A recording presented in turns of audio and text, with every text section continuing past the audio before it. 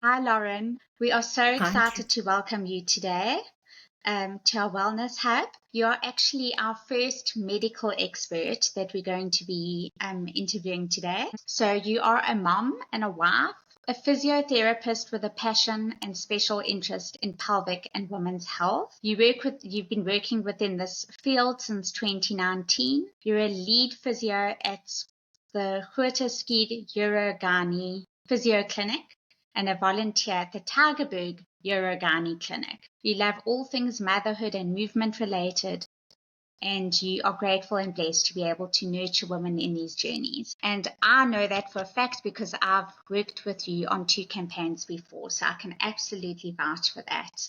You're very giving with your information and time. So I would like to know, and also the viewers as well, about your credentials, a little bit of your background, yourself, your career.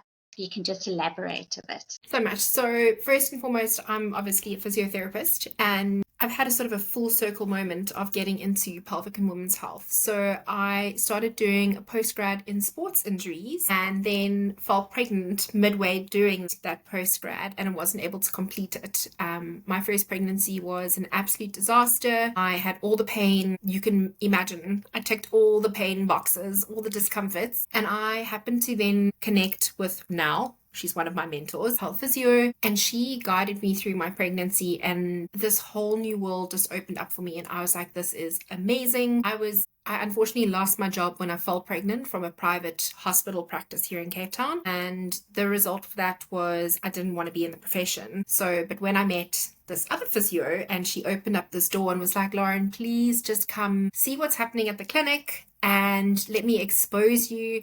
And so I was still pregnant when I started doing some more courses. And once my son was born, I was like, this is what I need to do. So physio degree, and then you branch out into a special interest and you do some accredited courses and you need to do practical work within the government sector to get your hours essentially. So you can be accredited. And I am super blessed to still be working in the government sector as well as private practice. Amazing. Quite a story, actually, that you came back to it.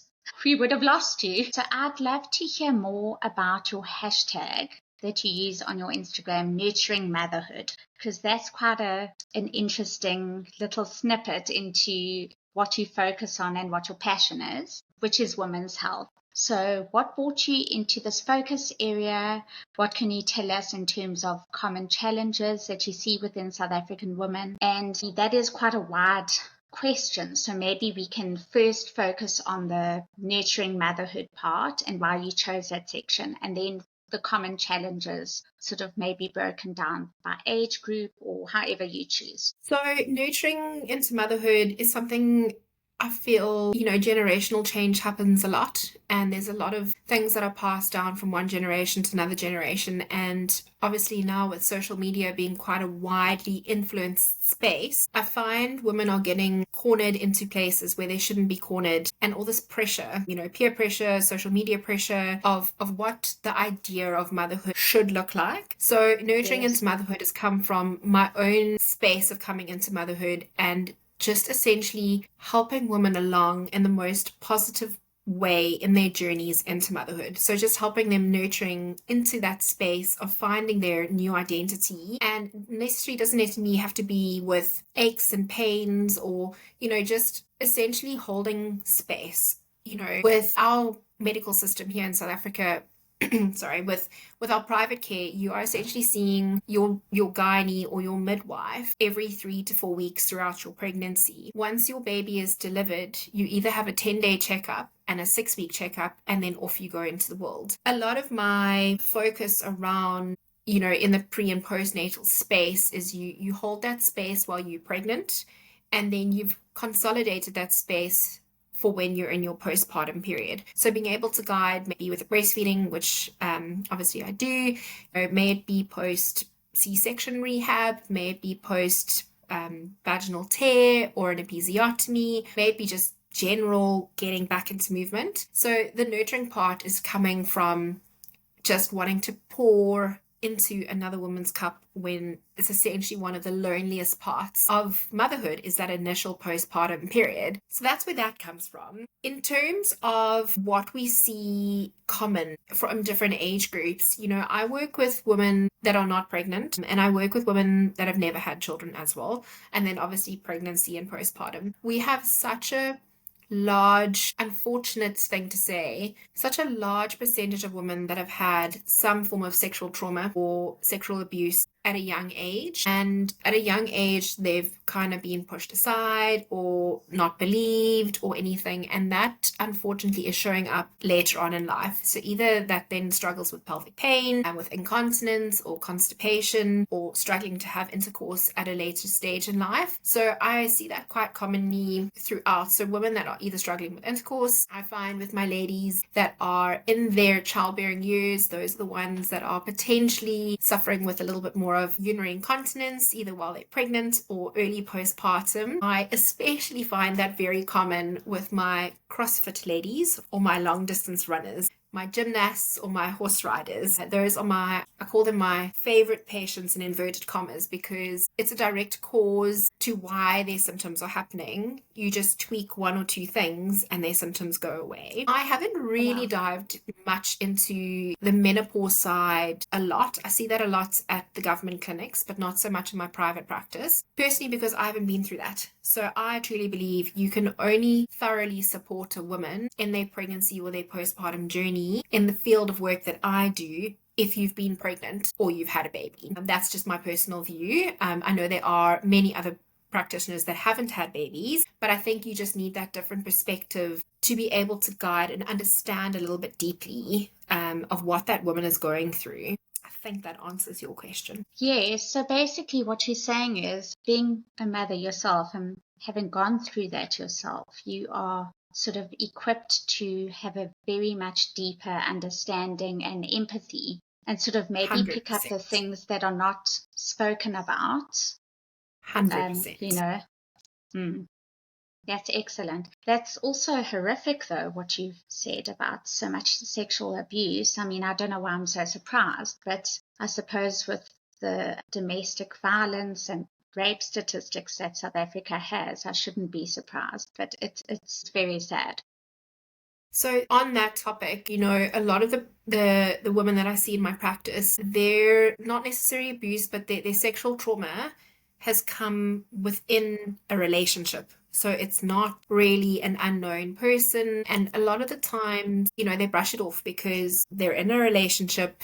It's never been an issue before. They really trust this person. And it's only in later years does it actually show up where it actually is a massive issue. And we as women are so incredibly, we make excuses for everything, So, once again, going back to what my hashtag is, just nurturing and holding space is something that I really strive to do, and giving the safe space to either disclose or talk about something that they might not think is normal, but they're not quite sure. And then when we open up and we start talking about all the, the correlated symptoms, the penny drops, and then they understand, oh, hang on, this wasn't normal. And that's not okay to feel the way they feel. So it's unfortunate. And we have the highest rates in the world, and that's sad. It's something that as a society, I think we should definitely be talking about more. So even though it's so sad and actually quite unpleasant, it's something that needs to be done, because I think, as you say, women also internalize everything. And even though you do that, it's going to crop up somewhere. And your body's letting you know that it's not happy. Big thing that we need to potentially focus on is educating young girls on body consent and giving them and empowering them to know what their boundaries are, and giving them the tool for that education and understanding and a lot of body awareness. I'm pretty sure when you and I were younger, we were told by our parents, no one may look, no one may touch, no one may see. And if someone does touch or look or see it, it's your fault. And sort of changing that narrative and letting women or young ladies even understanding how their body is working, what is okay and what's not okay, because we shouldn't be shying away from the. No, absolutely not. Okay, perfect. I want to move on to the next question now. So you talk about pelvic health a lot, and I realized that at my ripe old age, I don't know what that is. I mean, I have a concept about what I think that is, but I don't actually know specifically what it entails. I should know better. So I wanted to talk about that. What is pelvic health? How can you keep your pelvis healthy? Can you talk us through that? And maybe let's split that up into pregnant women and non-pregnant women. So the Perfect. different phases of life. So pelvic health is such a broad umbrella term. We can talk about that for the entire day. But ultimately, if you think about your pelvis, inside your pelvis, you've got your bladder, you've got your vaginal canal, you've got your uterus, and you've got your rectum and your anus. So that is what's sitting within our pelvis. So everything relating to bladder. So bladder, for example, would be leaking, incontinence, painful bladder syndrome, making sure that you are staying well hydrated to keep your bladder nicely hydrated so that you don't have any of those symptoms. When we think about, and we also split them up into an anterior, a mid, and posterior compartment. So the anterior being the front parts, which is the bladder. Your mid compartment would be your vaginal canal and your uterus. So making sure that if you are potentially having intercourse, that it is not painful, that penetration isn't uncomfortable, that you're not bleeding or anything like that. And then obviously the posterior compartment being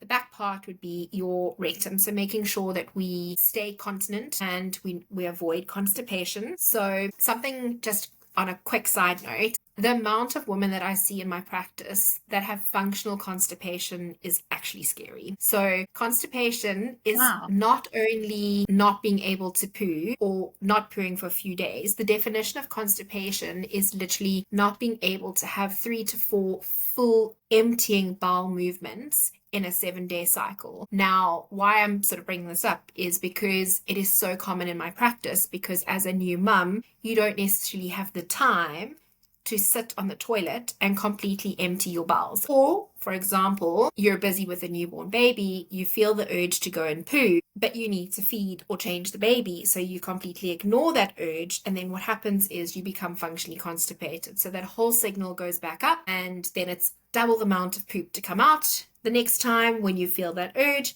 but you don't sit for that long time to allow that poo to come out. So it's a whole big negative cycle that starts. So pelvic health essentially is making sure that each and every one of those organs are happily functioning and functioning together. Don't look at that in isolation. So you need to make sure that everything above the pelvis and everything below the pelvis is working and functioning well. So a lot of the work that I do involves working along the jaw, working along the diaphragm, making sure the breathing is, in sync, and the coordination of that. And your pelvic floor is essentially holding pretty much everything in your pelvis in a good sling. So that's pelvic health. Why is it important for before pregnancy, during pregnancy, and after pregnancy? So if we just take a runner, for example, a runner is essentially doing sort of high impact loading on a constant basis in doing her running, and before having a baby, not a problem. While being pregnant, that pelvic floor is being put on an extra load due to the uterus growing and the baby growing.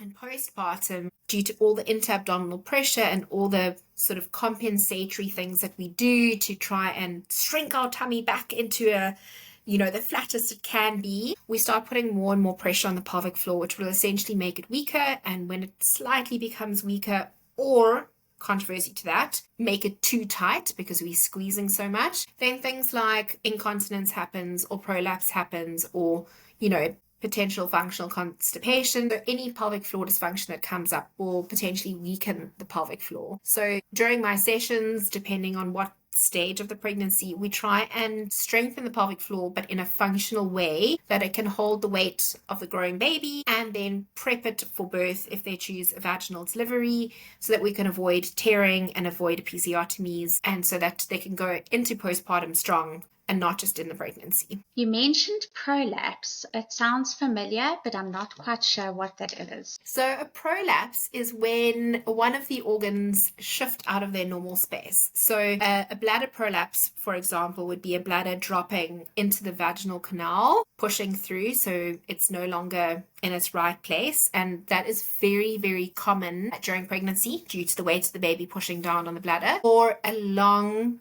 pushing phase. So, that force that's pushing the blood out. You get a uterus prolapse, which is the uterus falling down into the vaginal canal, or you can get a rectal prolapse, which is the rectum falling through the vaginal canal. So it's not that actual organ that's coming down, but it's the organ pushing through the middle passageway. And generally speaking, that is only more common around your perimenopausal or menopausal woman when your hormones start to change, because the stability of the pelvic floor changes dramatically. Is that just due to age, or is this encompass women that exercise regularly, even though it's like your pelvic floor is still gonna change? So if you have a connection with your pelvic floor, and if you are regularly maintaining your stability, your strength, your lengthening, and your relaxation of your pelvic floor, you could potentially bypass a little bit of that laxity that comes with menopause. But if you have done nothing, then there's always the chance that things will shift quite substantially. Okay, perfect. I better get on to the exercise. I love that initial quote that you've got about empowering women and empowering each other as women on I think it's on your website. Can you tell us a bit more about that? So, I just don't think now, it's in when empowered women come together, empowering things happen. Yeah. If you just think about two random people that have got the correct tools to support each other, beautiful things is going to happen. So if you are able, or for me, for example, if I'm able to invest in someone's physio journey or women's health journey by giving them the correct tools to manage either symptoms or help them with their pain or help them prep for birth or whatever it may be, they feel empowered. They feel held, they feel supported, they feel encouraged, they get to make informed decisions, they get to have an empowered approach, going in fully equipped. It's I always use the example of, if we need to go to war, what do we need? We need to have the best headspace. We need to be physically fit. We need to be emotionally fit. And we need to actually have the ammunition. So I might not be able to give each and everything of that into a woman's journey, but potentially paving out, holding space for the emotional, holding space for their physical part, they've got that drive that can come through.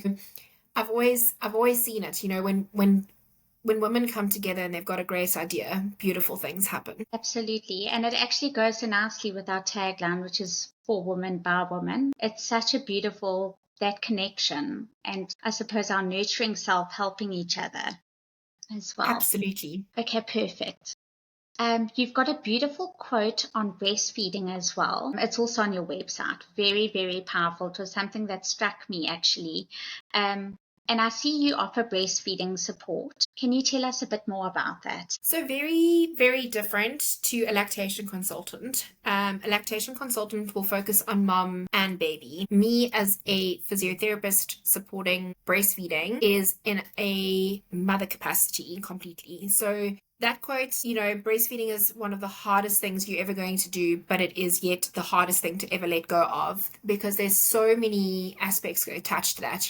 I want to say maybe 3 out of 5 women that come into my practice have not had an early, easy start. They've been some either cracked nipples or engorgement or not great latching. So being able to support a woman. So those early days when I see them in hospital, it's all about the mum. So helping them be positioned as best as they can be to try and opt latch. So work really closely with the lactation consultants, which is really, really empowering, because you have more than one force trying to support this mum in this space. There's so many hormonal changes. Day 3 comes around and the floodgates open and they feel like they're inadequate and the hormones are just getting the better of them. So just holding space and keeping encouraging them. So sore nipples, large boobs, and then any time along their breastfeeding journey. So I unfortunately got the nickname of the breast abscess physio a couple of years ago, where I used to be the physio, or am the physio, that woman, unfortunately, that either had mastitis that were not treated correctly, either bacteria or the inflammation mastitis, and they land up with breast abscess, which is the worst thing that could ever happen to a breastfeeding mother, and just managing their pain and managing the drainage of the breast after that. But it is, I want to say, the breastfeeding support of my practice is definitely more of the passion side. I never see it as work. And even the patients that I have for pelvic floor or women's health, I don't see it as work. It is work. It gets to pay my bills, which I'm really grateful for. But, I love coming to work every day. My husband always complains that I don't have sufficient boundaries in place because I have an open door policy, especially with the breastfeeding moms. I'm like, you message me if you've got an issue and I'll respond when I get a moment. And he always goes, are you on your phone again? I'm like, I'm just helping a mom quick, So it's, for me, I don't have boundaries in place because I personally know how lonely those first couple of days and those first couple of weeks are. I've personally really battled with breastfeeding, and it really drove me to be able to help other women. I've had it all from the cracked, the engorged, the bleeding, the not latching, and it was actually my own lactation consultant that encouraged me to dive deeper into this, and it's beautiful. It's so... There's nothing more empowering being able to be in a space with a woman where she couldn't do a latch 2 hours ago, supporting her and giving her the right tools to be able to get a pain-free latch. And then there's happy tears that come. It's so beautiful to be a part of. It's amazing. I just like listening to you. I can see like your eyes light up, and you can see the passion. You really can. And you're right. It's a beautiful thing. It is. You're helping a mom feed her baby. It's a big, huge, very important, right up there thing. It's a very humbling experience. I've had 2 very different breastfeeding journeys. With my son, I struggled a lot in the beginning for the first 6 or 7 weeks, and then managed to, the stars aligned, and then we actually had a beautiful breastfeeding journey until he was 3 years old. So it was lovely. With my daughter, on the other hand, very rocky start. And unfortunately, she rejected my boob at 12 weeks. So she's now 20 months, and I have been exclusively pumping 3 to 4 times a day since she was 12 weeks old. So she still is on exclusive breast milk, but it's done via the bottle. And then I indirectly, forcefully trick her at night with the dummy. So I managed to get my 1 or 2 boob feeds at night, but the dummy has to be in, and then I quickly pull the dummy out and I pop my boob in, and she doesn't even realize. So 2 very different breastfeeding journeys. And even though I help women in this space, feeding can humble you in ways you did not even know is possible. Yeah. That's definitely true. Okay, perfect. So you also offer support for pre and postnatal. So obviously the breastfeeding is going to be part of that, and sort of any physio, especially all the postpartum. What about the pre side of it? Early pregnancy things, one of our main goals is to try and make sure that you keep moving throughout your pregnancy, that you are moving safely, you are supporting your body, you're not causing any strain, or you want to prevent having injury during your pregnancy. So a lot of the times ladies are coming prophylactically, that they're just coming just because they need to ensure that their body is in optimal shape for delivery. And that can be anything, from making sure overall strength is there, making sure their breathing pattern is there, making sure they're not bearing down, making sure they're not clenching. If there are chronic grinders or clenches, it's so common amongst women in their jaw. You make sure you want to make sure that those hip movements are free flowing, that they're not any restrictions. So I'm very, very grateful that we've got a beautiful team of everyone from yoga instructors, Pilates instructors, acupuncturists, reflexologists, chiros, other physios.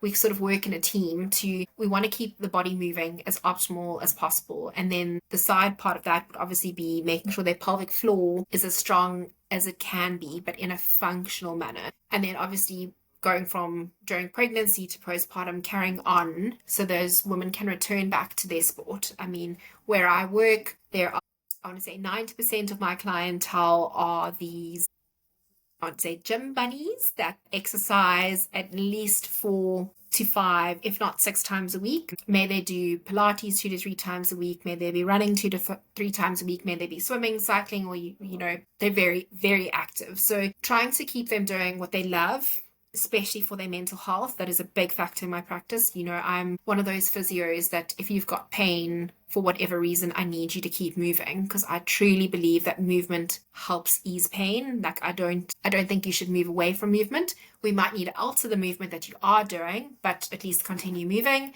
And a big part is supporting that mental health, because mental health is so important for me. And 90% of my clientele do move for their mental health, to maintain their mental health. You're absolutely right, actually. And also the fact you pointed out something very interesting now is that even if you are in pain or restricted in some way, such as heavily pregnant, you continue to move. I made a terrible 100%. mistake of giving up. I had quite a difficult pregnancy. I gave up straight away. The minute I had those cramps, I thought, oh my God, I'm going to lose the baby. And instead of just tailoring the exercise, I gave up, and I really shouldn't have done that. In hindsight, it caused so many problems afterwards that could have been very easily avoided. So that's such an important thing. Everything can be tailored. Okay, perfect. What are the top 3 pieces of advice that you would give our audience to maintain their health and their future mobility? Movement is key, regardless of what that movement is, and whatever your capacity is. You know, if your capacity is maybe only walking an extra 10 to 15 minutes a day, please do it. You know, it's something that I have really, really struggled with second time postpartum, is getting back into the rhythm of moving. So movement is key. Avoid being constipated at all costs. Constipation is such an underlying cause for so many other things, of lower back pain, abdominal pain, heaviness in the pelvis, painful intercourse. So avoid being constipated. And then with that is make sure you're hydrating and nourishing your body appropriately. I think we're living in a society where women have this ideal sort of look that they want to look, and by doing that, they're potentially not nourishing their bodies sufficiently. So they're not eating sufficiently, they're not drinking sufficiently, and that can lead to so many other sort of issues later down the line. So nourish your body. And then the last thing is learn to love your body within. I think that is one of the things that I really see a lot in my practice, is that there's such a disconnect between your brain and what your body functions are doing. There's a disconnect with the pelvis, there's a disconnect, you know, of how that feels and what's happening. So learn to love yourself within. I think those are my top 3 little tips. Those are actually really, really important. The mind-body connection is actually not spoken about enough, in my opinion. If you are not connecting the two, something will kind of let you know that you need to join them back together. It's so important. You're so right. I have 2 more questions. So the first question is for all the young ladies watching. How would they become what you are? So what would they study at school? What would they do at varsity? Are there any specific programs that you would say this university is pretty good with that, or whatever the case is? Station, if you can just guide us, and starting from maybe the high school subjects. So high school subjects, you know, you need to either do, so it also depends which university you want to go to. We are very privileged here in the Western Cape that we have 3 incredible universities that have incredible physiotherapy programs. What your requirements are for Stellenbosch, what your requirements for UCT, and what your requirements for UWC, they're all pretty much the same. So doing science or biology, or doing both those subjects, for example, and you need maths. Maths is very, very important.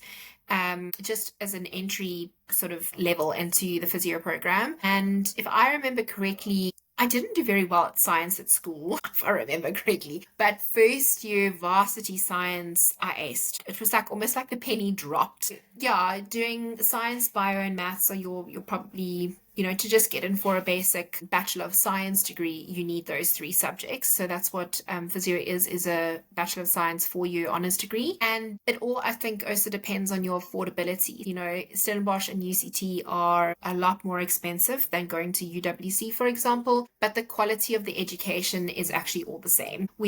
I remember being in varsity, all 3 universities actually interchange at different public health centers, different clinics. So how it works is your first year is mostly just an academic year. Your second year is obviously lots of academics. You start getting exposed to more of the medical side of things and your clinical practice of observing and going to look at different institutions or different government hospitals or different clinics. And then in your third year, you actually start working within the government clinics or hospitals of, I want to say, your basic type of patients. And I need to just maybe elaborate on what the basic type of patient is. It's not just your cough or someone that's had a surgery. Your basic type of patient is someone that's had multiple stab wounds, who's had multiple gunshot wounds, and you need to teach them how to walk again. You need to teach them how to breathe.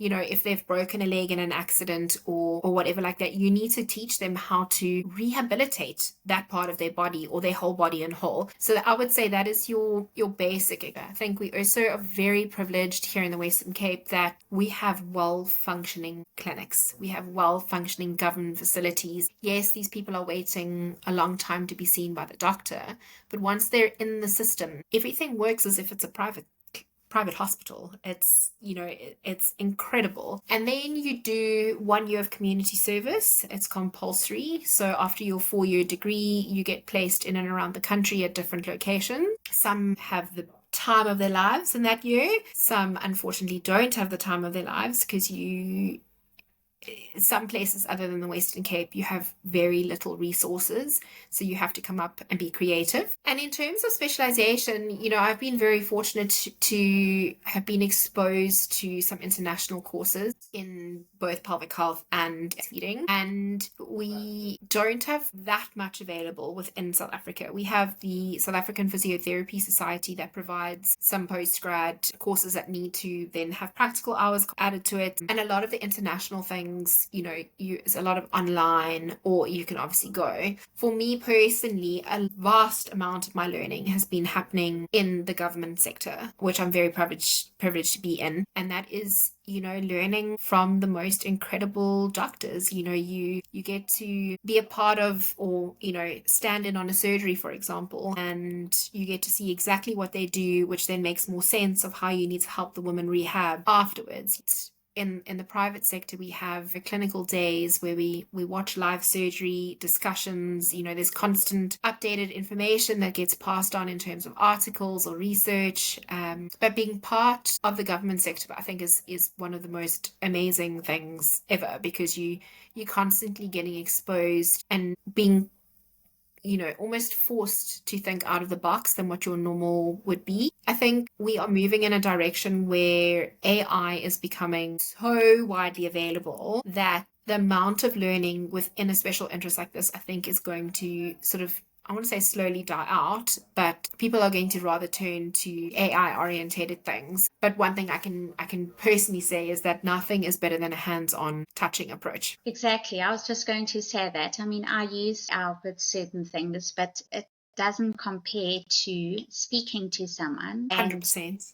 hearing their experience. A robot is not going to give you a story or a context, or, also the concern is, can you trust the information? I mean, that's the other thing that is a bit concerning. The one thing I did want to quickly ask you before we get to the last question is something that sounds quite silly, but I think is more common than I actually thought. How do you know when to go to a physiotherapist? How do you know whether to go to a chiropractor, a physiotherapist? Like, what is your determining factor? That's quite a broad question. And we have quite a laugh about this frequently. So there's sort of this unspoken, I don't know, fraud between chiros and physios. Like physios will say don't go to chiros, and chiros will say don't go to physios, and it's like sort of a standing joke between the two. But what I can personally say is I cannot do my work without a chiropractor. If my patients haven't seen a chiropractor already by the time that they've seen me, I say to them, if you are planning for a vaginal delivery, chiropractors are non-negotiable. You have to keep everything within alignment as much as possible. So if we just break it down a little bit, I want to say chiropractors work on bones in terms of alignment and adjusting, and physios work with bone, but with the muscle attachment to that. You know, the physios would potentially be more movement orientated, more long-term rehabilitative, hands-on, you know, a lot of stretching, a lot of, you know, isolated movements, a lot of muscular orientated things, where I would say Kyra is maybe more alignment, more, you know, making sure, you know, the alignment is in place to have optimal function. They're both very important. Okay, perfect. That actually makes sense. Yeah, and they're also interrelated. So 100%, it makes yeah. perfect sense. Okay, great. How can someone get hold of you? I know you've got your Instagram's pretty active. Your website has amazing information on it. I suppose your Yes. email's on there as well. Yeah, emails on there. My website, shame.